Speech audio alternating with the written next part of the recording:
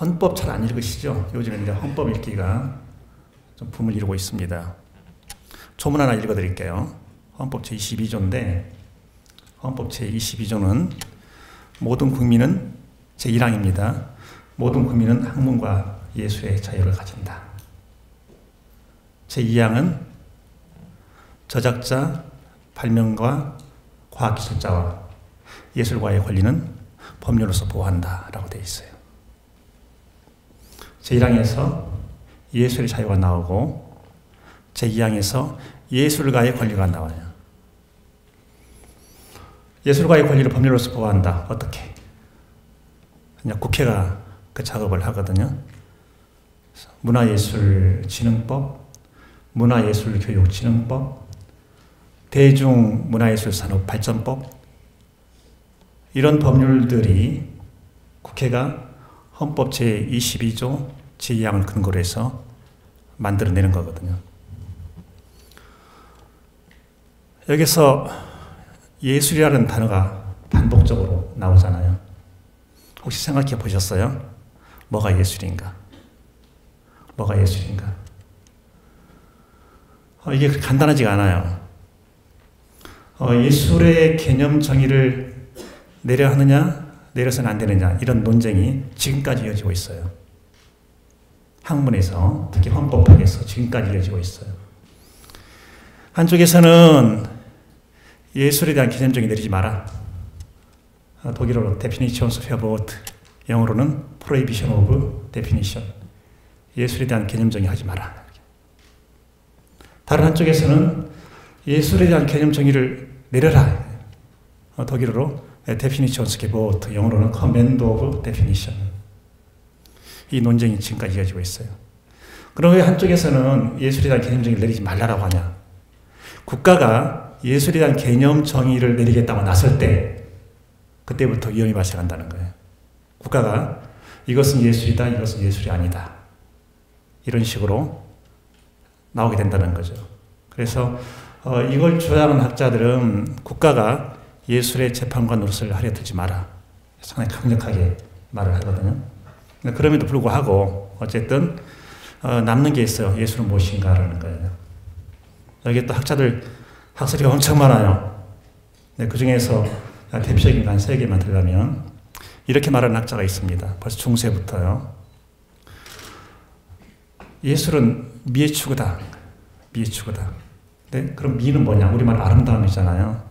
미, 아름다움이 뭐냐? 여기에 대해서 이렇게 말하는 학자가 있어요. 미란, 아름다움이란 형상과 원형을 일치시키는 거다. 형상과 원형 개념 아시겠죠? 예를 들어서 카메라를 가지고 사진을 찍잖아요. 그럼 그 피사체는 원형이 되는 것이고 필름으로 나오는 것, 이것은 형상이 되는 거죠. 또 어떤 학자는 미란, 완전성이다 이렇게 말하게 돼요. 아, 참 빈틈없다, 꽉 차있다. 어디 하나 손댈 데가 없다. 완전성이죠. 또 다른 학자는 미란, 하모니다. 하모니다. 우리말은 조화라고 하는데 조화라는 표현 가지고는 다 옮겨지지가 않죠. 이 하모니는. 이렇게 말을 해요. 이 중에서 제가 가장 좋아하는 것은 하모니라고 하는 겁니다. 아름다움, 미란, 이건 하모니를 말하는 것이다 하는 거예요. 미를 추구하는 예술, 이것은 그 예술의 영역, 예술가의 영역에서만 의미가 있고 작용하는 것이 아니죠. 인간의 삶, 모든 분야에서 예술은 작용을 합니다. 스포츠와 예술 관계 있을까요? 없을까요? 스포츠 관람을 잘하는 사람은요, 그래서 운동장에 가서 축구를 볼 때, 또 코트에 가서 농구를 볼 때, 필드에서 야구를 볼 때, 전체를 쫙 보면서 하나의 그림처럼 감상하거든요. 급기야는 1998년 프랑스 월드컵에서 축구 역사상 최초로 나온 단어가 있어요. 아트 사클. 예술 축구라는 말이 그때 처음으로 나왔어요. 그때 프랑스가 결승전에서 보인 그 경기는 아마 축구사의 길이 남을 그림 같은 게임이었다. 미를 추구한다는 것은 곧 하모니를 이룬다는 것이다. 노래 좋아하시죠?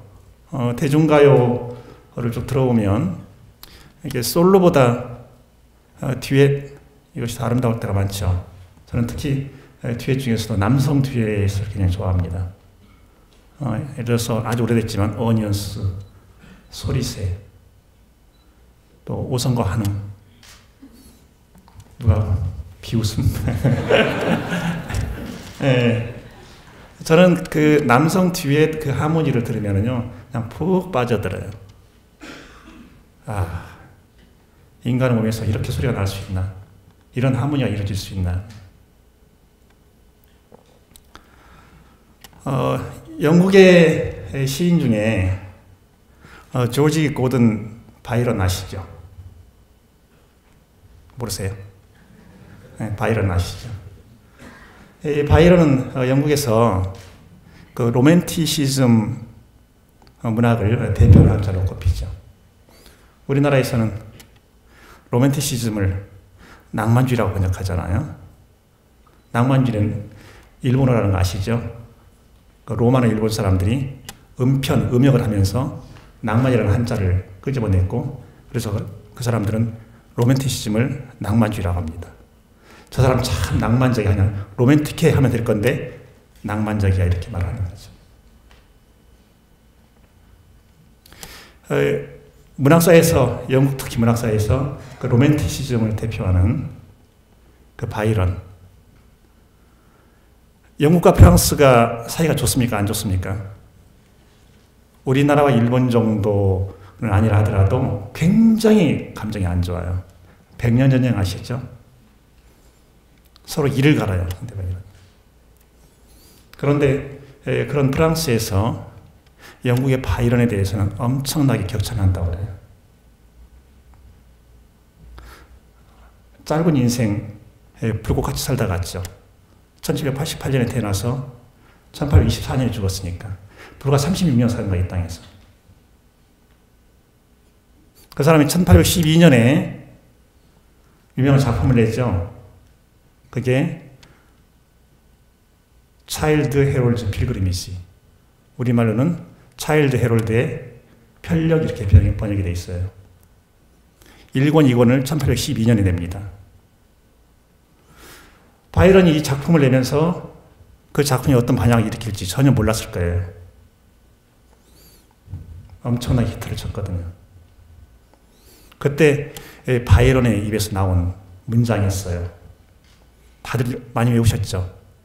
근데 뒷부분만 해요, 한국 사람들은. I found myself famous. 기억나시죠? 어쨌든 좀 이상하잖아요? 그 하나의 문장 달랑 있으니까 하모니가 이루어지지 않는 거예요. 근데 사실은 바이런은 정확히 뭐라고 말했냐? I woke one morning and found myself famous. 어느 날 일어나 보니 내가 유명해져 있다는 것을 알았다.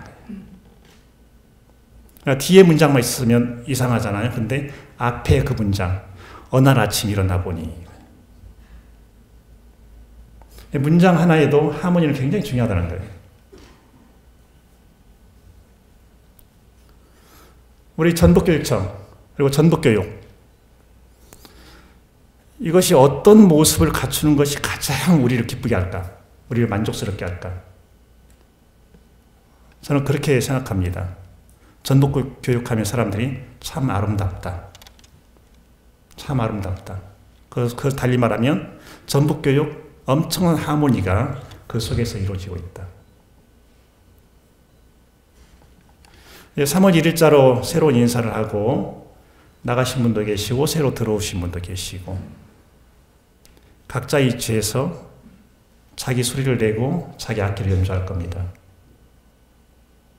그러나 내가 아무리 유능하다 하더라도 내 예술적인 그런 소양이 아무리 탁월하다 하더라도 내가 내 소리와 함께 나와 함께 일하는 사람들의 소리를 듣지 못할 때는 나 때문에 캐코폰이 불협화음이 날 수가 있다.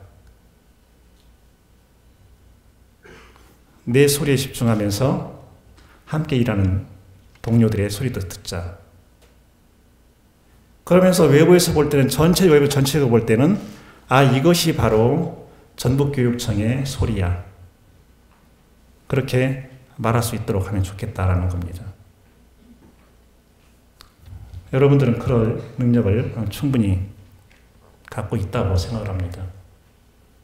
지금까지도 잘해주셨는데 앞으로 더욱더 그 자리에서 여러분의 가치를 최대한 빛내주시기 바랍니다. 고맙습니다.